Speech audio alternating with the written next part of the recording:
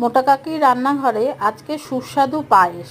তার জন্য 3 কিলো দুধ আমি ঘন করে জাল দিয়ে নিয়েছি। গোবিন্দভোগ চালটাকে আমি মুছে আর বেছে আমি ভালো করে ঘি মাখিয়ে নিয়েছি এবং ফুটন্ত দুধের মধ্যে আমি ওই ঘি মাখানো চালটাকে দিয়ে ভালো করে ফুটিয়েছি। চালটা যখন ফুটে গেছে তখন আমি 3 কিলো দুধ নিয়েছিলাম, তার সঙ্গে আমি 200 গ্রাম বাতাসা এবং 100 গ্রাম চিনি দিয়েছি। চিনি দিয়ে ভালো করে ফুটিয়েছি আর 1 চিমটে নুন দিয়েছি। নুনটা আমি দেখাতে ভুলে গেছি।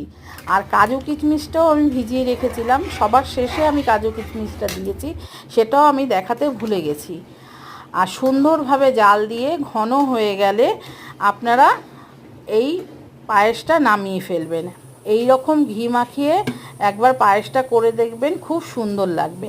আপনার যদি রেসিপিটা ভালো লাগে তাহলে কমেন্ট করবেন, লাইক করবেন, শেয়ার